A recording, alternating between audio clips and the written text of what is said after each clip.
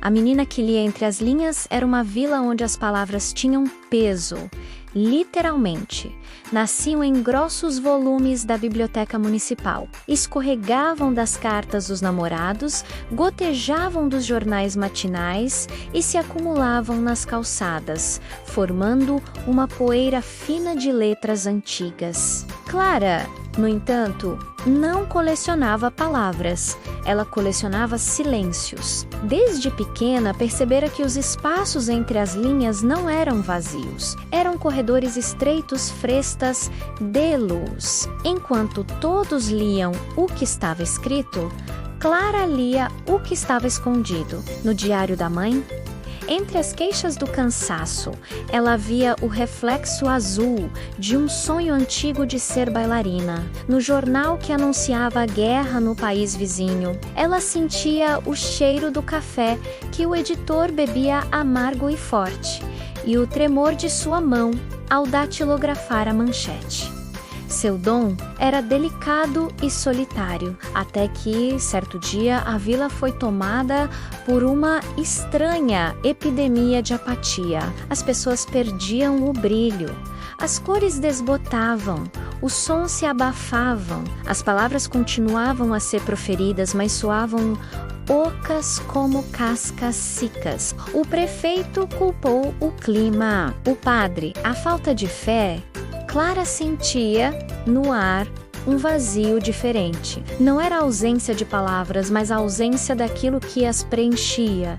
A intenção, a verdade, o sentimento. Foi na biblioteca, folheando um livro de decretos municipais enfadonhos, que ela encontrou a primeira pista. Entre as linhas do artigo 5º sobre a taxação de impostos, havia uma mancha úmida. Não era tinta, era uma lágrima. E naquele espaço branco, quase invisível, Clara leu uma história inteira. A do escriba que, obrigado a copiar a lei injusta, chorara sobre o pergaminho, imortalizando sua angústia não no texto, mas no intervalo. A lágrima era uma porta. Clara tocou-a com a ponta do dedo e de repente entrou. O espaço entre as linhas não era apenas um conceito, era um lugar, um labirinto de margens, parágrafos ocultos e pontuações suspensas. Lá, ela encontrou sentimentos reais que as pessoas tinham medo de expressar. O amor não declarado do padeiro pela florista, a raiva contida do jovem sapateiro com seu destino, a esperança secreta da professora aposentada. Todos esses sentimentos não escritos estavam presos, formando uma nuvem espessa de emoções não vividas que sufocava a vila. O vilão da história não era uma pessoa, mas um rabito, o medo da verdade. As pessoas preferiam palavras seguras, mesmo que vazias, ao risco de expor sua essência. Essa mentira coletiva criara um bloqueio, um dique que impedia o fluxo genuíno da vida. Clara percebeu que não bastava ler os silêncios. Era preciso libertá-los. Começou a agir de forma sutil, devolveu ao padeiro, entre o pão e o troco, um bilhete com o desenho de uma violeta, a flor preferida da florista. Sussurrou para o jovem sapateiro onde encontrara um velho mapa de rotas de navios. Sentou-se com a professora e pediu que lhe contasse a história que nunca escreveu. Aos poucos, as pessoas começaram a dizer o que realmente importava. Palavras corajosas, frágeis e verdadeiras foram pronunciadas.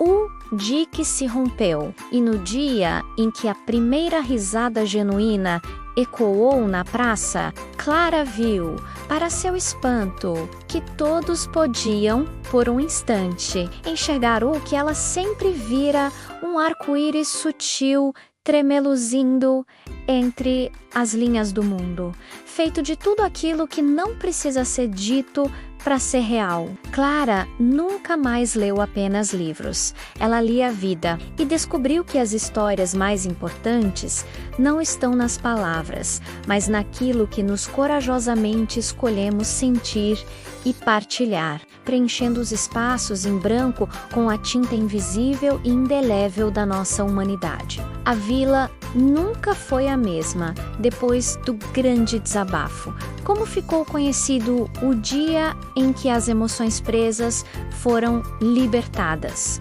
As cores retornaram, mas agora eram mais vivas. Os sons mais nítidos. As pessoas aprenderam a ouvir, não apenas com os ouvidos, mas com o espaço entre as palavras. Clara, a menina que lia entre as linhas, tornou-se uma ponte silenciosa, não uma líder, nem uma curandeira oficial, mas uma arquiteta de entendimentos. Seu dom, porém, tinha um preço.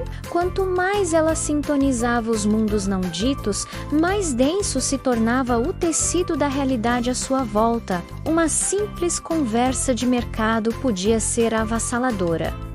Ela ouvia a frase dita: os tomates estão caros hoje, mas também a frustração do agricultor com a seca, a preocupação da compradora com o orçamento doméstico e o eco distante de uma canção que a avó dela cantava associada ao cheiro de manjericão. Era uma sinfonia constante de subtextos. Às noites, seu quarto silenciava, mas a mente era um labirinto de ecos. Foi então que ela começou a notar as fendas. Elas não estavam nos livros ou nas cartas, mas no próprio mundo. Pequenas rachaduras no ar, na beirada do poço da praça, no reflexo do relógio da torre, eram portas para o espaço entre as linhas da própria realidade. Um lugar mais vasto e perigoso do que os corredores entre as palavras escritas. Era o reino das coisas não ditas em nível cósmico. Os arrependimentos das montanhas, os sonhos não sonhados dos rios, a solidão do vento que ninguém nomeava. Uma fenda particularmente persistente se abria sempre à sua frente, perto do velho carvalho à beira do rio. Dele emanava uma melodia triste e solene, uma linha pura de silêncio musical que a chamava. Clara resistiu por semanas, mas a curiosidade, menos a mesma que a fazia ler diários alheios, foi mais forte. Um dia, ao pôr do sol, ela esticou a mão e tocou a borda trêmula da fenda. O mundo deslizou. Ela não foi puxada, mas entrelaçada. De um lado, via o carvalho e o rio, borrados como um fundo aquático. À sua frente, estendia-se uma paisagem de conceitos abandonados. Castelos feitos de promessas quebradas brilhavam com luz fria. Rios de lágrimas não choradas serpenteavam por vales de palavras engasgadas. No céu, pássaros de asas transparentes, menos metáforas perdidas, voavam em círculos sem destino. E no centro dessa geografia do inexpresso, ela viu a fonte da melodia, uma figura andrógena e translúcida, sentada em um trono de horas não vividas. Era o regente do omitido. Sua face era um espelho opaco, refletindo não a imagem, mas a intenção de quem olhava. Você, que vasculha os interstícios? Disse a voz do regente, que soou dentro de Clara como um pensamento esquecido. Você libertou os pequenos silêncios da sua vila. Admirável. Mas você entende o equilíbrio? Cada verdade dita aqui, cada emoção liberada, deixa para trás um rastro, um vazio. E a natureza abomina o vazio, menina. Clara sentiu um frio nos ossos. Que tipo de vazio? O vazio que eu governo, ele respondeu, erguendo uma mão. Ao seu redor, formas começaram a se materializar. Sombras densas de segredos que deveriam ter permanecido ocultos, monstros feitos de verdades cruéis demais para serem suportadas, tempestades de arrependimentos que, uma vez verbalizados, corroeram almas. Nem tudo o que está entre as linhas é benevolente ou digno de luz. Algumas coisas vivem nas sombras por uma razão. Seu dom é uma faca de dois gumes. Você pode curar com a verdade, ou pode rasgar o tecido frágil que mantém as pessoas sãs. Ele se aproximou e seu rosto mostrou a Clara sua própria imagem, mais envelhecida e cansada, carregando o peso de todos os segredos do mundo. Você quer ajudar, então aprenda a discernir. Nem todo silêncio precisa ser quebrado. Às vezes, a maior compaixão está em ler a dor e escolher não traduzi-la.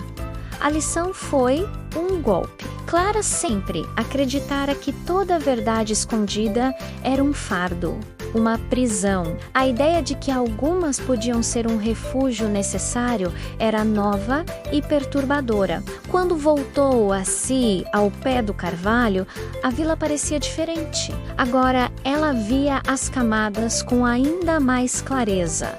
Via a força frágil da viúva que sorria para esconder a saudade, não por falsidade, mas por respeito à própria dor.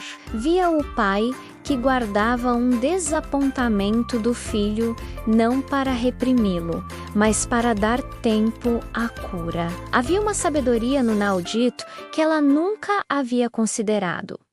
Clara não abandonou seu dom. Ela o refinou. Tornou-se não apenas uma leitora, mas uma guardiã dos intervalos. Aprendia a sutileza de quando deixar uma verdade repousar em seu nicho silencioso e quando ajudá-la a vir à tona com gentileza e no momento certo. A vila prosperou em um novo equilíbrio. As pessoas não apenas se comunicavam melhor, mas também desenvolviam um respeito sagrado pelos mistérios uns dos outros. A bibliária Sra. Elara deu a Clara um livro único. Suas páginas eram totalmente em branco. Para você escrever, disse a mulher, com um sorriso que carregava entre suas linhas um agradecimento profundo e não verbalizado ou não escrever. Como preferia, Clara guardou o livro. Às vezes ela o abria e nos vastos espaços em branco via refletidas as histórias não contadas da vila, dançando em um equilíbrio perfeito entre o revelado e o retido. Ela havia aprendido que o mais profundo de uma pessoa não está necessariamente no que é dito ou no que é silenciado, mas na ponte tênue e consciente que se constrói entre os dois. E assim, a menina que lia entre as linhas cresceu para se tornar a mulher que entendia a música do silêncio, compondo com infinito cuidado a sinfonia inaudita da vida. Inscreva-se no canal, deixe seu like para nos ajudar a contar mais histórias como esta e mostre este vídeo para seus amiguinhos. Junte-se a nós na próxima aventura.